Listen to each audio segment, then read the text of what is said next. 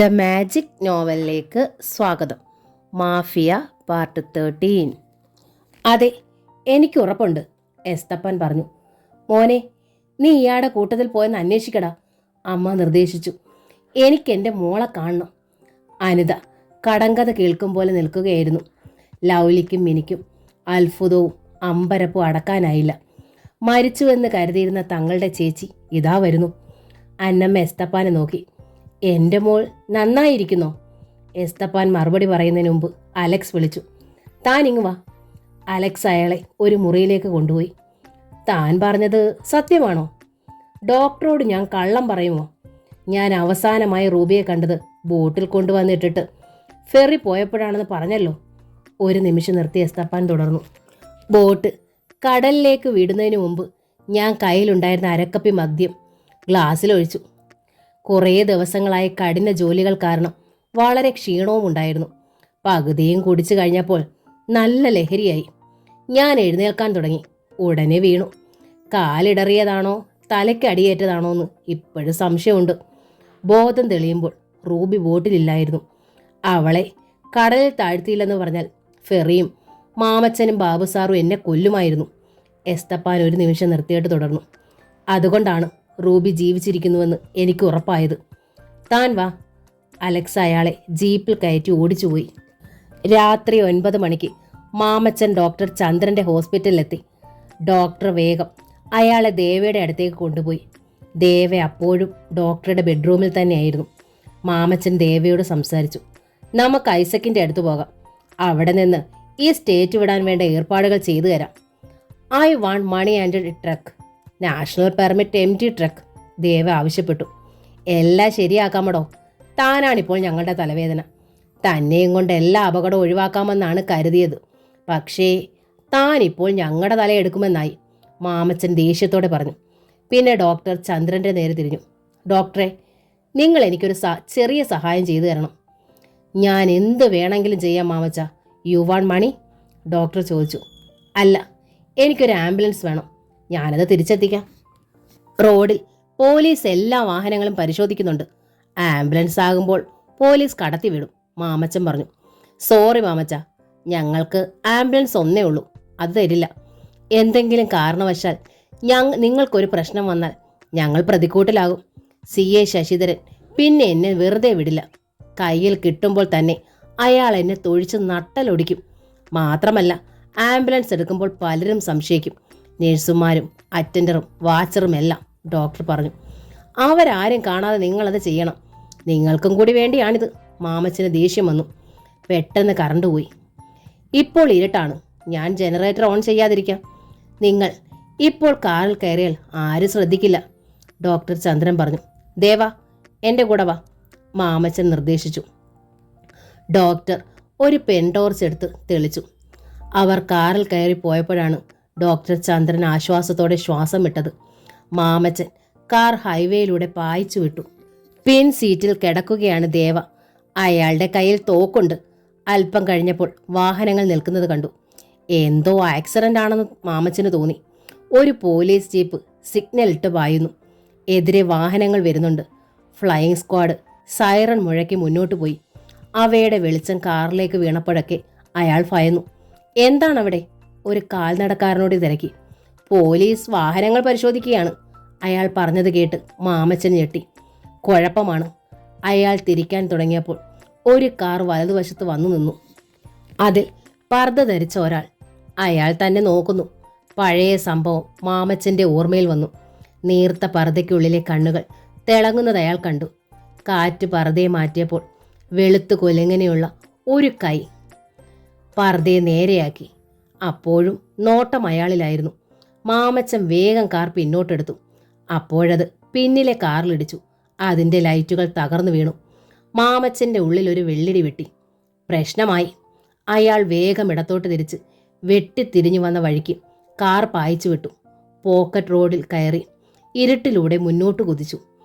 ഐസക്കിൻ്റെ താവളത്തിൻ്റെ അടുത്തേക്ക് എത്തുമ്പോൾ അയാൾ പലതും തീരുമാനിച്ചുറപ്പിച്ചിരുന്നു.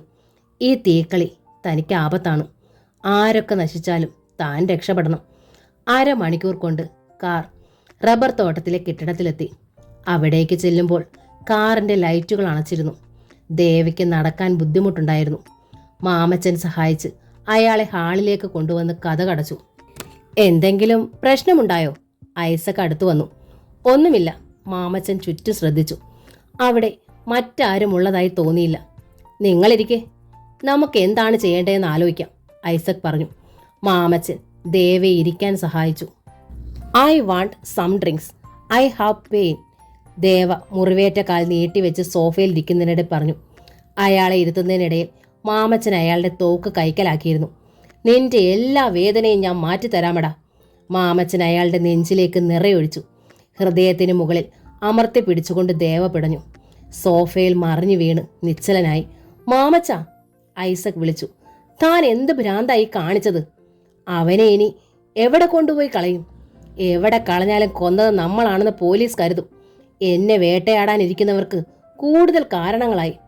ഐസക് ദേവയുടെ മാറിൽ നിന്ന് ചുടുനീളം വാർന്നൊഴുകുന്ന ഭീതിയോടെ കണ്ടു. അയാൾ മാമച്ചനെ നോക്കി. കൊന്നത് ഞാനല്ല, താനാണ്, അയാൾ പറഞ്ഞു. ഐസക് ഞെട്ടി. അതെ, ദേവയെ കൊന്നിട്ട് താൻ ആത്മഹത്യ ചെയ്തു.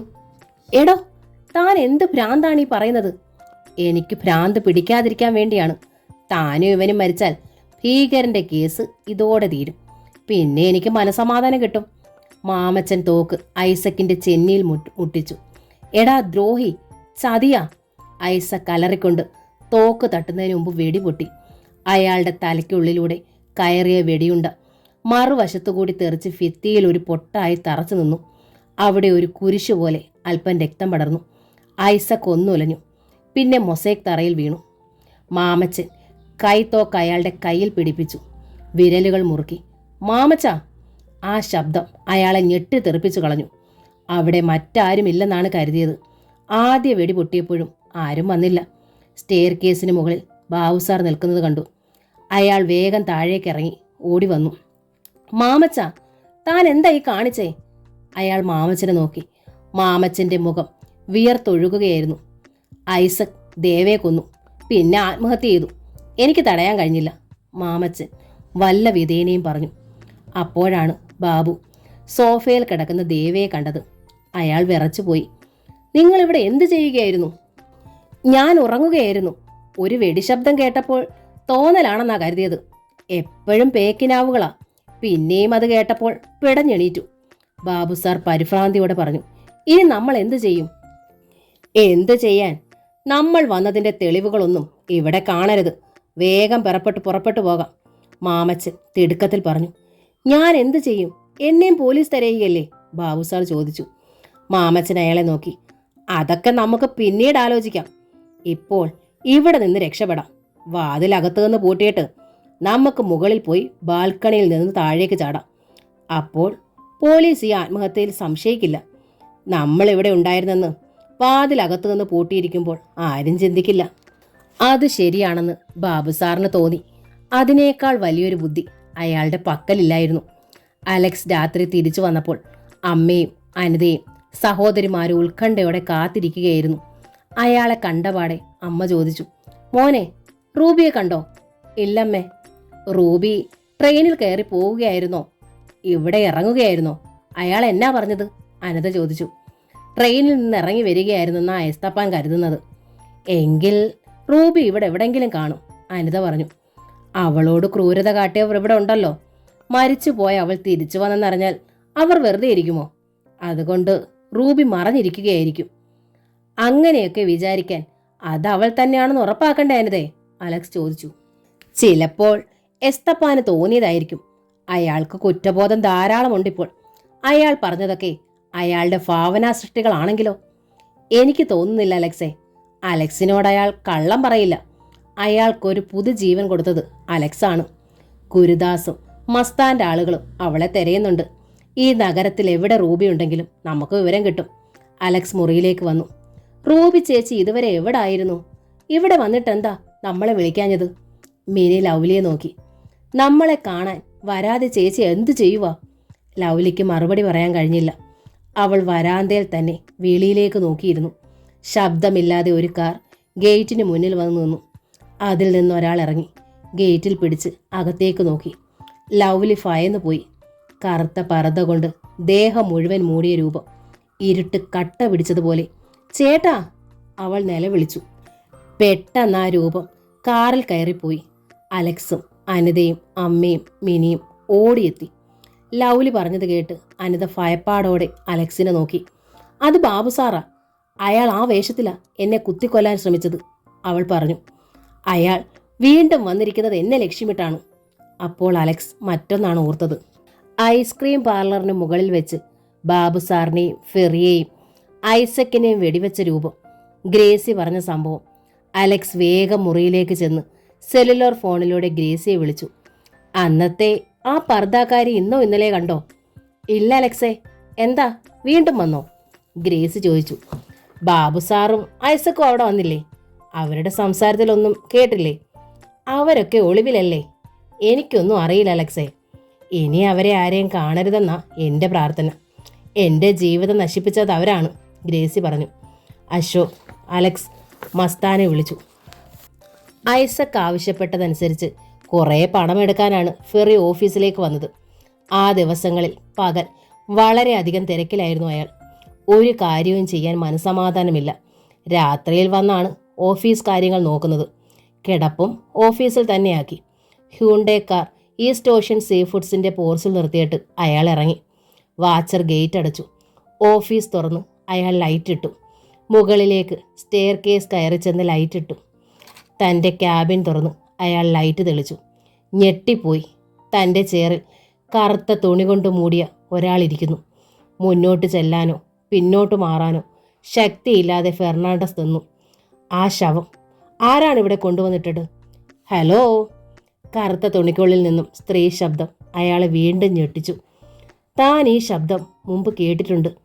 പാർലറിൽ വെച്ച് തങ്ങളെ വെടിവെച്ച രൂപം. പർദ്ദയുടെ മുഖംമൂടി മുകളിലേക്ക് മറിഞ്ഞു. ഫെർണാണ്ടസ് നിലവിളിച്ചു പോയി. അയാൾക്കത് വിശ്വസിക്കാൻ കഴിഞ്ഞില്ല. റൂബി. അതെ, ഞാൻ തന്നെ. മുമ്പൊരിക്കലും നമ്മൾ കണ്ടിട്ടുണ്ട്. റൂബി കസേരയിലിരുന്ന് ഇളകി. പ്രേതം. അയാളുടെ ശബ്ദം പതറി. അതെ, പഴയ റൂബിയുടെ പ്രേതം, അവൾ പറഞ്ഞു. ഒരിക്കൽ എനിക്ക് വാഗ്ദാനം തന്നതാണ് ഈ കസേര. ഞാനത് തിരിച്ചെടുത്തിരിക്കുന്നു. ഫെറിക്ക് അപ്പോഴും വിശ്വസിക്കാനായില്ല. അയാൾ മേശപ്പുറത്തിരുന്ന ഫ്ലവർ വൈസ് എടുത്ത് അവളെ എറിഞ്ഞു. അത് കൊണ്ടില്ല. റൂബി കസേരയിലിരുന്ന് കറങ്ങി. അവളുടെ ചിരി അയാളെ ഭയപ്പെടുത്തി. റൂബി എഴുന്നേറ്റു. ഫെറി ഭയന്ന് വാതിൽ തുറന്ന് പുറത്തേക്ക് കുതിച്ചു. അയാളുടെ ധൈര്യമെല്ലാം ചോർന്നു പോയിരുന്നു. തന്നെ ഞാൻ വിടില്ല, അവൾ പറഞ്ഞു. വാതിൽ തുളച്ചുകൊണ്ട് വെടിയുണ്ടകൾ ഫെറിയുടെ പിന്നാലെ പാഞ്ഞു എന്നു. അയാളുടെ നിലവിളി ഈസ്റ്റ് ഓഷ്യൻ സീ ഫുഡ്സിൽ നിന്ന് വീർപ്പ് മുട്ടി രാത്രിയുടെ നിശബ്ദതയിലേക്ക് ഒഴുകി. ഫെർണാണ്ടസ് തറയിലേക്ക് വീണ് സ്റ്റെയർ കേസിലൂടെ താഴേക്കുരുണ്ടു. വെടിയുണ്ടകൾ എന്തൊക്കെയോ തകർത്ത് ചിതറിക്കുന്ന ശബ്ദം കേട്ടു. റൂബി വാതിൽ തുറന്ന് പിന്നാലെ വരുന്നത് അയാൾ കണ്ടു. അയാളുടെ നെറ്റിയും കൈമുട്ടുകളും സ്റ്റെപ്പുകളിൽ തട്ടി ശക്തിയായി വേദനിച്ചു. ഫെറി പിടഞ്ഞെഴുന്നേറ്റ് താഴേക്ക് കുതിച്ചു പാഞ്ഞു. 1-2 വെടിയുണ്ടകൾ കൂടി അയാളുടെ പിന്നാലെ വന്നെങ്കിലും കൊണ്ടില്ല. വെടിയച്ച കേട്ട് വാച്ചർ ഓടി വന്ന് വാതിൽക്കൽ നിൽക്കുകയായിരുന്നു. അകത്തേക്ക് പോകണമോ വേണ്ടയോ എന്ന് സംശയിച്ചു. നീയാണോ അവളെ അകത്തേക്ക് വിട്ടത്? ഫെർണാണ്ടസ് അയാളോട് ദേഷ്യത്തോടെ ചോദിച്ചു. ആരെയാ സാർ? വാച്ചർ തിരക്കി. ഫെറി അയാളുടെ മുഖത്തൊരിടി കൊടുത്തു. നീ എന്തിന് കാവലിരിക്കുവാടാ? ഫെറി അലറി. നിന്നെ ഞാൻ പിരിച്ചു വിട്ടിരിക്കുന്നു. വാച്ചർ മരവിച്ചു നിന്നു. ഫെറി കാറിൽ കയറി. അയാൾ അത് വേഗം ഓടിച്ചു പോയി. വാച്ചർ തിരിഞ്ഞു നോക്കി. തൊട്ടടുത്ത് നിൽക്കുന്ന സ്ത്രീയെ അയാൾ കണ്ടു. റൂബി. അവൾ പരിചയമുള്ള ആ വാച്ചറെ നോക്കി ചിരിച്ചു. പ്രേതം. വാച്ചർ ബോധം കെട്ട് വീണു. റൂബി അയാളെ കവച്ചു വെച്ച് വെളിയിലേക്ക് ഇറങ്ങി. ഫെറി ഐസക്കിന്റെ ബംഗ്ലാവിലേക്കാണ് പോയത്. അയാൾ ആകെ പരിഭ്രമിച്ച് അവശയായിരുന്നു. തോട്ടത്തിലെ ബംഗ്ലാവിലെത്തിയപ്പോൾ അകത്ത് വെളിച്ചം കണ്ടു. ബെല്ലടിച്ചിട്ടും വാതിൽ തുറക്കാതിരുന്നപ്പോൾ ഫെർണാണ്ടസിന് സംശയമായി. എല്ലാവരും ഇവിടം വിട്ടു പോയോ? പിന്നെന്താ ലൈറ്റ് കത്തിക്കിടക്കുന്നത് എന്ന് പറഞ്ഞ അയാൾ വെളിച്ചം കാണുന്ന ജനലിനടുത്തെത്തി. ജനൽ തുറക്കാൻ ശ്രമിച്ചെങ്കിലും കഴിഞ്ഞില്ല. ഗ്ലാസ്സിലൂടെ അകത്തേക്ക് നോക്കിയപ്പോൾ എന്തോ കിടക്കുന്നത് കണ്ടു. അവ്യക്തമായി. കാറിൽ നിന്ന് ചെറിയ കത്തി എടുത്തുകൊണ്ടുവന്ന് അയാൾ ജനൽപ്പാളികൾക്കിടയിലൂടെ തിരികെ. പല പ്രാവശ്യം ശ്രമിച്ചപ്പോൾ കുറ്റിയിടാതിരുന്ന ഒരെണ്ണം തുറന്നു. വെളിച്ചം അയാളുടെ മുഖത്തേക്ക് വീണു. ഹാളിൽ മരിച്ചു കിടക്കുന്ന ഐസക്കിനെ കണ്ട് അയാളുടെ ഹൃദയം മരവിച്ചതുപോലെയായി. സോഫയിൽ ചോര വാർന്നു കിടക്കുന്ന ദേവിയും അയാൾ കണ്ടു. ചോരയുടെ ഗന്ധം അയാൾക്ക് അനുഭവപ്പെട്ടു. റൂബി അവരെ കൊന്നു. അപ്പോഴയാൾക്ക് അങ്ങനെയാണ് തോന്നിയത്. ആളുകൾ സംസാരിക്കുന്നത് കേട്ട് തിരിഞ്ഞു നോക്കി. റോഡിൽ 4-5 പേർ നിൽക്കുന്നു. അപ്പോൾ റോഡിൽ വാഹനത്തിൻ്റെ വെളിച്ചമുണ്ടായി. Signal light, police. വെടിശബ്ദം കേട്ട് റോഡിനപ്പുറത്തുള്ള താമസക്കാർ പോലീസിന് ഫോൺ ചെയ്തതാണെന്ന് അയാൾക്ക് മനസ്സിലായി. പോലീസ് പിടിച്ചാൽ ഈ ടെററിസ്റ്റുമായി ബന്ധപ്പെട്ട് സംശയിക്കുമെന്ന് അയാൾക്ക് ഉറപ്പായിരുന്നു. വറച്ചട്ടിയിൽ നിന്ന് എരുതിയിലേക്ക് ചാടിയതുപോലെയായിരുന്നു ഫെർണാണ്ടസിന്. അയാൾ വേഗം കാറിൽ കയറി. രാവിലെ പത്രം മാമച്ചൻ ബാബുസാറിൻ്റെ മടിയിലേക്ക് ഇട്ടുകൊടുത്തുകൊണ്ട് പറഞ്ഞു, എക്സൈസ് മന്ത്രി ഫീഗറിനെ കൊന്നിട്ട് ആത്മഹത്യ ചെയ്ത വാർത്തയുണ്ട്. സ്റ്റോപ്പ് പ്രസ്സാണ്. ബാബുസാർ പത്രം നിവർത്തി നോക്കി. തൻ്റെ ദേഹത്തെ ചൂടുകൊണ്ട് പത്രം കത്തിപ്പോകുമെന്ന് അയാൾ സംശയിച്ചു. ഒരു കാർ അവിടെ എത്തിയെന്നും പോലീസിനെ വെട്ടിച്ചത് കടന്നു കളഞ്ഞെന്നും എഴുതിയിരിക്കുന്നു. ആരുടേതാണത്? മാമച്ചൻ ഗ്ലാസ്സിലിരുന്ന മദ്യം എടുത്തു കുടിച്ചു. വേറെ ആരാണ് അവിടെ വരാൻ? വാർത്തയും ഫോട്ടോയും കണ്ട ബാബുസാർ മാമച്ചനെ നോക്കി. അയാൾ രാത്രി തുടങ്ങിയ മദ്യപാനം നിർത്തിയിട്ടില്ല. എന്തോ ആപത്തിൽ നിന്ന് രക്ഷപ്പെട്ട ഭാവമുണ്ട്.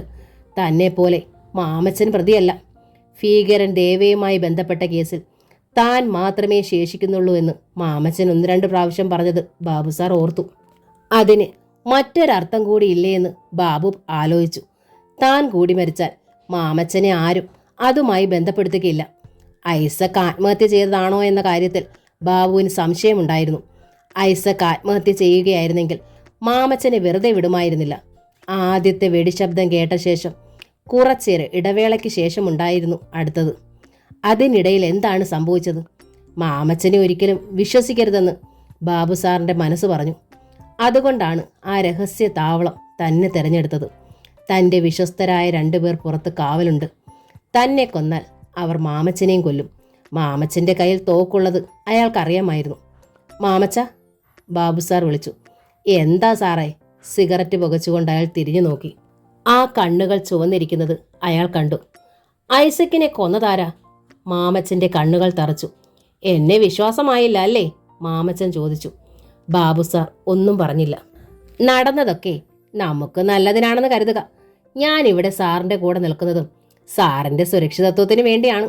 അല്ലെങ്കിൽ എനിക്ക് എൻ്റെ പാട് നോക്കി പോകാൻ മേലായിരുന്നോ? സാറിനെ രക്ഷിക്കേണ്ട ചുമതല എനിക്കുണ്ട്. സാറിനെ രക്ഷപ്പെടാൻ ഞാൻ ചില ഏർപ്പാടുകൾ ചെയ്തിട്ടുണ്ട്. സാറിൻ്റെ കാവൽക്കാർക്ക് ബോട്ടോടിക്കാൻ അറിയാമല്ലോ അല്ലേ? അയാൾ മദ്യലഹരിയിലായിരുന്നു. ബാബു സാറിനെല്ലാം ഉറപ്പായി. മാമച്ചൻ തന്നെയും കൊല്ലാൻ കാത്തിരിക്കുകയാണ്. ബോട്ട് കൊണ്ടുവരാൻ തൻ്റെ ആളുകളെ അയച്ചിട്ട് അവൻ തൻ്റെ നേരെ തോക്കെടുക്കും. എന്നിട്ടത് തൻ്റെ കയ്യിൽ പിടിപ്പിക്കും. മരണത്തോടൊപ്പം ഇരിക്കുന്നത് പോലെ തോന്നി ബാബുസാറിന്. മാമച്ചൻ ഒരു ഗ്ലാസ് നിറച്ച് അയാൾക്ക് നീട്ടി. കഴിക്ക്, പേടി പോട്ടെ. ബാബുസാർ അത് വാങ്ങിച്ചു. താൻ മനസ്സിലാക്കിയെന്ന് അവന് തോന്നരുത്. എലി പൂച്ചയോട് സ്നേഹം ഭാവിക്കുന്നത് പോലെ അയാൾ മാമച്ചനെ നോക്കി ചിരിച്ചു. മാമച്ചൻ്റെ നെറ്റി വിയർത്തൊഴുകുകയായിരുന്നു. ഫോൺ മണിയടിച്ചു. അവർ പരസ്പരം നോക്കി. ആരാ ഇപ്പോൾ നമ്മളെ വിളിക്കാൻ? ഇതാരും താമസമില്ലാത്ത വീടാണല്ലോ, ബാബുസാർ ചോദിച്ചു. മാമച്ചൻ സംശയിച്ചു നിന്നു. പിന്നെ റിസീവർ എടുത്തു. ഹലോ, മാമച്ചനാണോ? ഞാൻ ഫെറിയാണ്. അപ്പോഴാണ് മാമച്ചന് സമാധാനമായത്. ഞാൻ ഇനി നിങ്ങളെ വിളിക്കാൻ ഒരിടവും ബാക്കിയില്ല. ഇപ്പോഴാണ് പഴയ ഡയറിയിൽ നിന്ന് ഈ നമ്പർ കിട്ടിയത്. ബാബുസാർ എന്തേ? ഇവിടെ ഉണ്ട്. ഫോണൊന്ന് കൊടുത്തേ. അയാൾ ഫോൺ കൈമാറി. ബാബുസാറേ, എന്താടോ? എന്നെ ഒന്ന് ഒളിച്ചിരിക്കാനോ സമ്മതിക്കില്ലേ? ബാബു ദേഷ്യപ്പെട്ടു. ഞാൻ സാറിന് കൊടുക്കാൻ പറഞ്ഞത് അടുത്ത് പോലീസില്ലെന്ന് സംശയം തീർക്കാനാണ്. എന്നെ കൂടി പിടിക്കാൻ പോലീസ് പല നാടകങ്ങളും കളിക്കുമല്ലോ. ഇല്ല, ഇവിടെ ആരുമില്ല. സാർ പത്രം കണ്ടോ? കണ്ടു.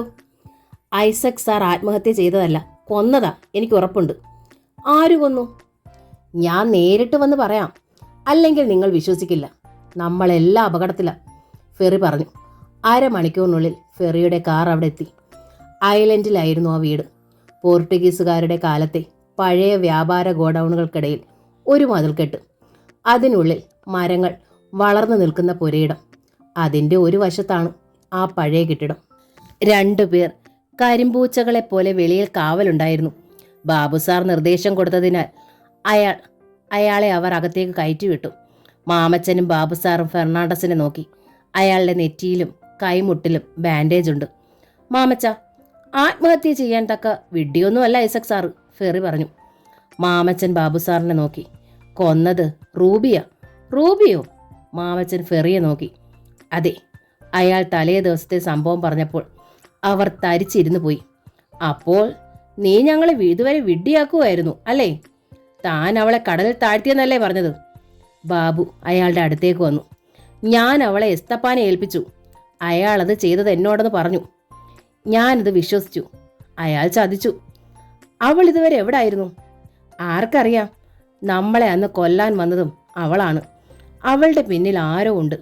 പ്രതികാരത്തിനാണവൾ ഇറങ്ങിയിരിക്കുന്നത്. അവൾക്കൊന്നേ വേണ്ടു, നമ്മുടെയൊക്കെ ജീവൻ, ഫെറി പറഞ്ഞു. മാമച്ചൻ്റെ കണ്ണുകൾ കുറുകി. അയാൾ തോക്കിൽ പിടിച്ചു. അവളെ കണ്ടുപിടിച്ച് കഥ അവസാനിപ്പിച്ചില്ലെങ്കിൽ നമുക്കിനി ഉറങ്ങാൻ പറ്റില്ല. ഏത് സമയവും ആ മുഖം മൂടി കടന്നു വരാം. ഭാഗ്യം കൊണ്ടാ എനിക്ക് വെടിയേൽക്കാതിരുന്നത്, ഫെറി പറഞ്ഞു. ഇടിവെട്ടിയ തങ്ങളെ പാമ്പ് കടിക്കാൻ വരുന്നു. റൂബി വെറും പാമ്പല്ല. ഇത്രയും കാലത്തെ വിഷം അവളുടെ ഉള്ളിലുണ്ട്. എനിക്കിത് വിശ്വസിക്കാൻ കഴിയുന്നില്ല. നീ കള്ളം പറയുക, മാമച്ചൻ പറഞ്ഞു. റൂബിയെ കണ്ടില്ലായിരുന്നെങ്കിൽ ഞാനും ഇങ്ങനെ കരുതത്തുള്ളായിരുന്നു. എൻ്റെ ദേഹത്തെ മുറിവുകൾ കള്ളമാണോ?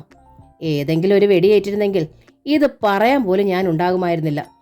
ഓർക്കാപ്പുറത്ത് അവൾ മുന്നിലെത്തുമ്പോൾ നിങ്ങൾ ഹൃദയസ്തംഭനം മൂലം മരിച്ചു പോകുമായിരുന്നു, ഫെറി പറഞ്ഞു.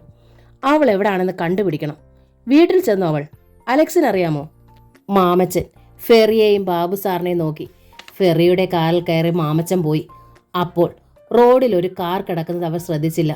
ഫെറിയെ പിന്തുടർന്ന് വരികയായിരുന്നു ആ പഴയ കാർ. മാമച്ചൻ പോയപ്പോൾ ബാബു സാറിന് അല്പം സുരക്ഷിതത്വം തോന്നി.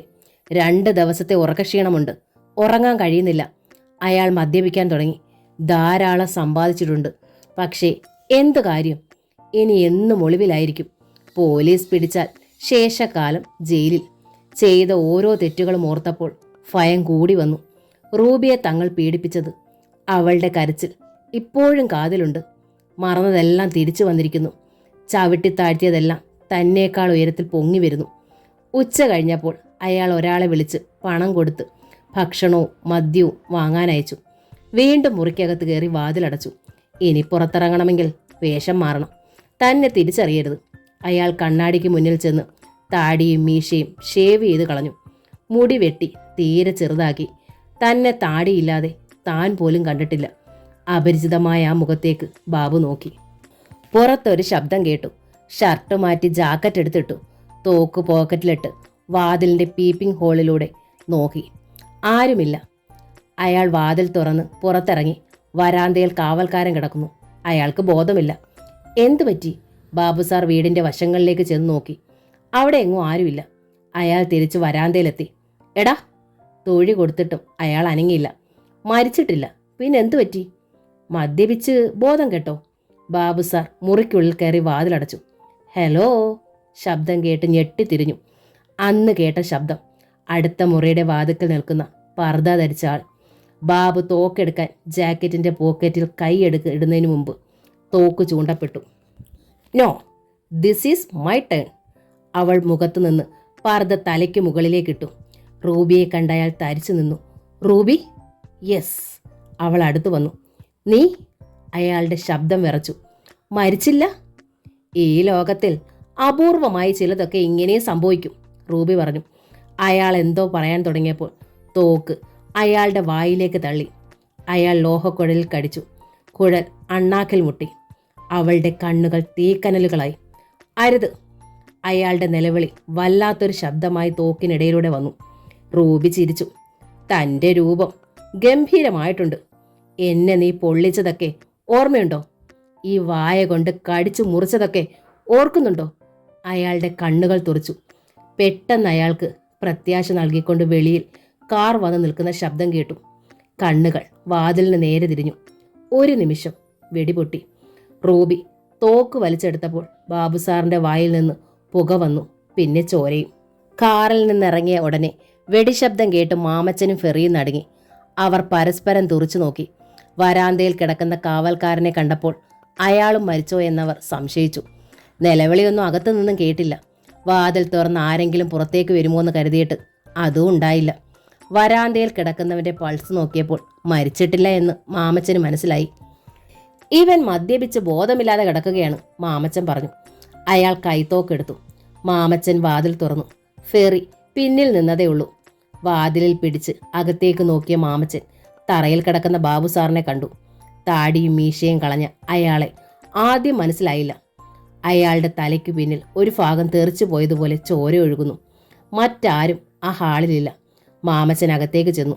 വിറയ്ക്കുന്ന കാലടികളോടെ ഫെറി അയാളെ പിന്തുടർന്നു. കൊന്നത് റൂബിയാ മാമച്ച, നമുക്കിവിടെ നിന്ന് പോകാം, അവൾ ഇതിനകത്തുണ്ട്, ഫെറി നിലവിളിച്ചു. താൻ കൊല്ലാനിരുന്ന അയാൾ മരിച്ചത് കണ്ട് മാമച്ചൻ ഉള്ളിൽ സന്തോഷിച്ചു. അയാൾ അകത്തെ മുറിയിൽ ചെന്ന് നോക്കി. ആരെയും കണ്ടില്ല. ബാബു സാറിൻ്റെ കയ്യിൽ ഒരു തോക്കുണ്ടായിരുന്നു. അയാളുടെ ജാക്കറ്റിനുള്ളിൽ തോക്കില്ല. ഇയാൾ ആത്മഹത്യ ചെയ്തതാ, മാമച്ചൻ പറഞ്ഞു. അല്ല, ഫെറി എതിർത്തു. ഈ തോക്ക് ബാബു സാറിൻ്റെ അല്ല, അയാളുടെ തോക്ക് നഷ്ടപ്പെട്ടിരിക്കുന്നു. കൊന്നിട്ട് ഈ തോക്ക് കയ്യിൽ പിടിപ്പിച്ചിരിക്കുക. ഇനി നമ്മൾ ഇവിടെ നിൽക്കുന്നത് ശരിയല്ല, മാമച്ചൻ പറഞ്ഞു. ദേവയുമായി ബന്ധപ്പെട്ട കേസിലുള്ളവരെല്ലാം മരിച്ചു. ഇനി പോലീസ് ഒരിക്കലും നമ്മളെ അന്വേഷിച്ച് വരില്ല. നമ്മൾ ഫ്രീ ആടാ ഫെറി, നീ വാ. മാമച്ച, ഈ കൊല നടത്തിയത് റൂബിയാ, എനിക്ക് ഉറപ്പാ. എന്നാൽ അവൾ എവിടെയാ? ഇവിടെ എവിടെയോ ഉണ്ട്. അവൾ നമുക്ക് നേരെ തോക്കും ചൂണ്ടി ഉന്നം നോക്കുക. പെട്ടെന്നൊരു പാദപതനം കേട്ട് ഇരുവരും ഞെട്ടി. വാതിൽ തുറക്കപ്പെടുന്നത് കണ്ട് മാമച്ചൻ തോക്ക് ചൂണ്ടി. കാവൽക്കാരനായിരുന്നു അത്. അയാൾക്ക് ബോധം തെളിഞ്ഞു. ബാബു സാർ മരിച്ചു കിടക്കുന്നത് കണ്ട് അയാൾ മാമച്ചനെയും ഫെറിയെ നോക്കി. ആരാണ് ഇയാളെ കൊന്നതെന്ന് താൻ കണ്ടോ? താനെന്താ ബോധം കെട്ട് കിടന്നത്? ഫെറി അയാളോട് ചോദിച്ചു. എൻ്റെ തലയ്ക്ക് ഒരാൾ അടിച്ചു, കറുത്ത തുണി കൊണ്ട് മുഖവും ദേഹവും മൂടി ഒരാൾ, അയാൾ പറഞ്ഞു. വേഗം നിന്റെ കൂട്ടുകാരെയും വിളിച്ചുകൊണ്ട് ഇവിടെ നിന്ന് പൊയ്ക്കോ, അല്ലെങ്കിൽ നിങ്ങളെ പോലീസ് പിടിക്കും, മാമച്ചൻ നിർദ്ദേശിച്ചു. ഉടനെ മാമച്ചനും ഫെറിയും കാറിൽ കയറി ഓടിച്ചുപോയി. ഫെറി ഇടയ്ക്കിടയ്ക്ക് പിന്നിലേക്ക് തിരിഞ്ഞു നോക്കിക്കൊണ്ടിരുന്നു. അവളെങ്ങാണം പിന്തുടരുന്നുണ്ടോ, അല്ലെങ്കിൽ പിൻ സീറ്റിനടിയിൽ ഇരിപ്പുണ്ടോ? ഫെറി, മാമച്ചൻ പറഞ്ഞു, താനൊരു കാര്യം ശ്രദ്ധിച്ചോ? നമ്മൾ ആദ്യം പുറപ്പെട്ടു പോയപ്പോഴും ഇപ്പോൾ തിരിച്ചു ചെന്നപ്പോഴും റോഡിലൊരു കാർ കിടക്കുന്നുണ്ടായിരുന്നു. ഇപ്പോഴതില്ല. ആ കാറിലാണ് കൊലയാളി വന്നത്. ഫെറി ആലോചിച്ച് നോക്കി. ആ കാറിൽ ആരെങ്കിലും ഉണ്ടായിരുന്നോ? നമ്മൾ ശ്രദ്ധിച്ചില്ലല്ലോ. ഇനി നമുക്ക് റൂബിയെ മാത്രം ഇല്ലാതാക്കിയാൽ മതി. പക്ഷേ അത് താൻ കരുതുന്നത് പോലെ എളുപ്പമല്ല. യാതൊരു മുൻകരുതലുമില്ലാതെ നമ്മളെ നേരിടാൻ വരുമെന്ന് താൻ കരുതുന്നുണ്ടോ? ഫെറി ചോദിച്ചു. ബാബു സാറിനെ കൊന്നത് റൂബി ആയിരുന്നെങ്കിൽ അവൾക്ക് നമ്മളെയും വെടിവെക്കാമായിരുന്നല്ലോ. കുറഞ്ഞപക്ഷം ഒരാളെങ്കിലും കൊല്ലാമായിരുന്നല്ലോ. പിന്നെ എന്തിനാണ് അവൾ പിൻവാതിലൂടെ ഓടിപ്പോയത്? അവൾക്ക് മറ്റെന്തെങ്കിലും ഉദ്ദേശം കാണും മാമച്ച. എന്തായാലും അവൾ എന്നെ സഹായിക്കുകയാണ് ചെയ്തത്. അല്ലെങ്കിൽ എനിക്ക് അയാളെ കൊല്ലേണ്ടി വന്നേനെ. ഫെറി ഞെട്ടലോടെ മാമച്ചനെ നോക്കി. ഐസക്കിനെയും ദേവയും അവസാനിപ്പിച്ചത് പൂർണ്ണമാകണമെങ്കിൽ ഇത് വേണമായിരുന്നു. എല്ലാം നമുക്ക് വേണ്ടിയാണടോ. സത്യത്തിൽ ഇപ്പോൾ നമ്മൾ സ്വതന്ത്രരായി. നമ്മുടെ പണവുമായി നമുക്ക് സുഖമായി ജീവിക്കാം. ഭാഗ്യം നമ്മുടെ കൂടെ ഉണ്ടടോ. ആലോചിച്ചപ്പോൾ ശരിയാണെന്ന് ഫെർണാണ്ടസിനും തോന്നി. ഇനി ഒരു ഇര കൂടി, റൂബി. അവളെ കൂടി ഇല്ലാതാക്കിയാൽ നമുക്കാരോടും പകയില്ല. അലക്സിനോടും അനതയോടും മസ്താനോടും ഒന്നും. അതെ, നമ്മളെല്ലാം അവസാനിപ്പിച്ചു. എല്ലാ പ്രതികാരത്തോടും വിടാം, മാമച്ചൻ പറഞ്ഞു. കാർ പാഞ്ഞു പോയിക്കൊണ്ടിരുന്നു. അപ്പോൾ പിന്നിലൊരു കാർ പ്രത്യക്ഷപ്പെട്ടത് അവർ കണ്ടില്ല. അതിൽ റൂബി ഇരുന്ന് നിർദ്ദേശം കൊടുത്തുകൊണ്ടിരുന്നു. ഫെറി വീട്ടിൽ ചെന്നു. ചേട്ടനും ചേച്ചിയും അവരുടെ കുട്ടികളുമാണ് അവിടെ ഉണ്ടായിരുന്നത്. പുതിയൊരു അൾസേഷൻ നായെ അവർ കൊണ്ടുവന്നിരുന്നു. സെല്ലുലാർ ഫോൺ ശബ്ദിച്ചപ്പോൾ ഫെറി അറ്റൻഡ് ചെയ്തു. Yes, no. മറുവശത്ത് നിന്ന് റൂബിയുടെ ശബ്ദം അയാൾ തിരിച്ചറിഞ്ഞു. ഇനി നിങ്ങളുടെ ജീവിതത്തിൽ എസ് ഒന്നുമില്ല, എല്ലാം നോ. നിങ്ങളുടെ ജീവിതം പോലും. നിങ്ങളെ ഞാൻ ബാബുവിൻ്റെ മുറിയിൽ നിന്ന് വെറുതെ വിട്ടത് പേടിച്ചിട്ടാണെന്ന് കരുതിയോ? ഇപ്പോൾ നിങ്ങൾ എൻ്റെ റിവോൾവർ റേഞ്ചിലാണ്. വീടിൻ്റെ അപ്സ്റ്റെയറിലായിരുന്നു ഫെറി, ജനലിനടുത്ത്. അയാൾ മുഖം തിരിച്ച് റോഡിലേക്ക് നോക്കി. അവിടെ ഒരു പഴയ കാർ കിടക്കുന്നതും അതിനടുത്ത് റൂബി നിൽക്കുന്നതും കണ്ട് ഭയപ്പാടോടെ പിന്നോട്ട് മാറി. തന്നെ ഞാൻ ഒറ്റയ്ക്ക് വേദനിപ്പിച്ചിട്ട് ഞെട്ടി വിറപ്പിച്ച് മാത്രമേ കൊല്ലുകയുള്ളൂ. എന്നെ പീഡിപ്പിച്ചിട്ടല്ലേ? അതുപോലെ അന്ന് നിന്റെ കാല് പിടിച്ചിട്ടും എനിക്ക് ജീവൻ രക്ഷിക്കാൻ ആരും അവസരം തന്നില്ല. പക്ഷേ ഞാൻ ആ കരുണ തന്നോട് കാണിക്കാം. തനിക്ക് എവിടേക്ക് വേണമെങ്കിലും പോകാം. എന്നെ വെട്ടിച്ച് പറക്കാവുന്നിടത്തോളം പറന്നു പോകാം. ഇതൊരു ഒളിച്ചു കളിയാണ്. ഞാൻ കണ്ടുപിടിച്ചാൽ നീ മരിക്കും. ഗെയിം ആരംഭിച്ചു കഴിഞ്ഞു. സ്റ്റാർട്ട്. റൂബി, ഞാൻ നിനക്ക് എന്ത് വേണമെങ്കിലും തരാം. എൻ്റെ സമ്പാദ്യത്തിൻ്റെ പകുതി എന്നെ ഉപദ്രവിക്കരുത്, ഫെറി അപേക്ഷിച്ചു. No compromise Ferry. എൻ്റെ വാക്ക് അവസാനത്തേതാണ്. ഓടി ഒളിച്ചോളൂ, ഞാൻ പിറകെ വരാം. വാഹനത്തിൻ്റെ ശബ്ദം കേട്ടു. ഫെറി ജനലിലൂടെ നോക്കി. കാർ അവിടെയില്ല. അയാളുടെ തല മരവിച്ചു പോയി. അവൾ അത് പറഞ്ഞത് വെറുതെ അല്ല. തൻ്റെ ജീവനും കൊണ്ടേ അവൾ മടങ്ങും. അയാൾ എന്ത് ചെയ്യണമെന്ന് ആലോചിച്ചു. മാമച്ചനെ വിളിച്ചു. അയാൾ ഫോൺ ഓഫ് ചെയ്തിരിക്കുകയാണ്. വൈകുന്നേരം അനിത അലക്സിന്റെ ഷർട്ട് അയൺ ചെയ്യുകയായിരുന്നു. ഹലോ, ശബ്ദം കേട്ട് തിരിഞ്ഞു നോക്കി. റൂബി. അവളുടെ കയ്യിൽ നിന്ന് അയൺ പിടിവിട്ടുപോയി. നീല സാരിയും ബ്ലൗസും ധരിച്ച അവൾ സുന്ദരിയായിരിക്കുന്നു. അമ്മേ, ദേ റൂബി, അനിത സന്തോഷം നിയന്ത്രിക്കാനാവാതെ വിളിച്ചു പറഞ്ഞു. റൂബി, നീ എവിടെയായിരുന്നു? അനിത ചോദിച്ചു. എവിടെ എന്നതിന് പ്രസക്തിയില്ല അനിത. ഓ, എന്റെ നാത്തൂണാണല്ലോ അല്ലേ? റൂബി ചിരിച്ചു. ഞാൻ ജീവിച്ചിരിക്കുന്നു എന്നതാണ് കാര്യം. അപ്പോഴേക്കും അമ്മയും ലൗലിയും മിനിയും ഓടി വന്നു. അമ്മ വിശ്വസിക്കാനാവാതെ അവളെ നോക്കി നിന്നു. പിന്നെ കരഞ്ഞുകൊണ്ട് കെട്ടിപ്പിടിച്ചു. റൂബി കരഞ്ഞില്ല. വല്ലാത്തൊരു നിർവികാരത മുഖത്ത് പ്രകടമായി. അനിയത്തിമാരെ നോക്കി. എന്താടി മിണ്ടാത്തെ? ലൗലിയുടെ മിനിയുടെ മിഴികൾ നനഞ്ഞിരുന്നു. എന്തു പറയണമെന്നവർക്കറിയില്ലായിരുന്നു. ഒന്നും പറയണ്ട, കണ്ടത് തന്നെ വളരെ കാര്യമാണ്. വിട പറയും മുമ്പ് ഒരിക്കൽ കൂടി കാണാനാണ് ഞാൻ വന്നത്. കൊതി തീരെ കാണാൻ പറ്റില്ല, ഒരു നോക്ക് കാണാൻ, റൂബി പറഞ്ഞു. മോൾ എവിടെ പോവുക? ഇനി അമ്മയെ വിട്ട് ഒരിടത്തും പോണ്ട. അന്നമ്മ റൂബിയെ ബലമായി പിടിച്ച് കട്ടിലിരുത്തി. മോളെ, ചേച്ചിക്ക് എന്തെങ്കിലും കുടിക്കാൻ കൊണ്ടുവാ, ലൗലിയോട് നിർദ്ദേശിച്ചു. ലൗലി അപ്പുറത്തേക്ക് പോയി. എനിക്ക് പോണോ അമ്മേ? കടപ്പാടുകളുണ്ട്. ആര്, എന്ത് എന്നൊന്നും ചോദിക്കരുത്. അലക്സ് ചേട്ടനെയോ അശോക് മസ്താനയേക്കാൾ വലുതാണെന്ന് മാത്രം കരുതിയാൽ മതി, റൂബി പറഞ്ഞു. പഴയ കുറേ കടങ്ങൾ തീർക്കാനുണ്ട് എനിക്ക്. നിങ്ങളുടെയൊക്കെ മുന്നിൽ റൂബി ഒരിക്കൽ മരിച്ചു കഴിഞ്ഞു. ഇത് മറ്റൊരു ജന്മമാണ്, മറ്റൊരിടത്ത്. പഴയ ജന്മത്തിലെ കണക്കുകൾ ക്ലോസ് ചെയ്തിട്ട് പോകാൻ പറ്റിയാൽ പോകും. റൂബിയുടെ വാക്കുകൾ ഉറച്ചതായിരുന്നു. അവളെ അതിൽ നിന്ന് ആർക്കും തടയാൻ പറ്റുമെന്ന് തോന്നിയില്ല. അലക്സ് വന്നിട്ട് പോയാൽ മതി, അനിത പറഞ്ഞു. ചേട്ടൻ റൂബിയെ തിരക്കി നടക്കുകയാണ്.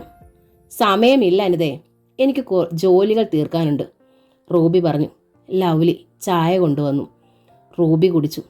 സന്തോഷമായി. റൂബി എഴുന്നേറ്റു. റൂബി, നിന്നെ ഞാൻ വിടില്ല. എനിക്ക് നിന്നെക്കുറിച്ച് അറിയണം. അനിത അവളെ തടഞ്ഞു. സെൻസേഷണൽ ന്യൂസ് ഉണ്ടാക്കാൻ അല്ലേ? എന്നെ വിറ്റ് കാശ് മേടിക്കാൻ? അത് വേണ്ട അനിതേ, നിനക്ക് ഞാൻ അതിനേക്കാൾ വലിയ ന്യൂസ് തരുന്നുണ്ട്. റൂബി എല്ലാവരെയും നോക്കി. ലൗലിയെയും മിനിയെയും കെട്ടിപ്പിടിച്ച് ഉമ്മ വെച്ചു. നന്നായി ജീവിക്കണം, ചേച്ചിയെ പോലെ ആകരുത്. മിനി റൂബിയുടെ കയ്യിൽ പിടിച്ചു. ആ കൈ ഊർന്നു പോയി. റൂബി മുറ്റത്തിറങ്ങി തിരിഞ്ഞു നോക്കാതെ നടന്നു. ആരും പിന്നിൽ നിന്ന് വിളിച്ചില്ല. ഗേറ്റിൽ കിടന്ന കാറിൽ കയറി. എല്ലാവരും നോക്കി നിൽക്കുകയായിരുന്നു.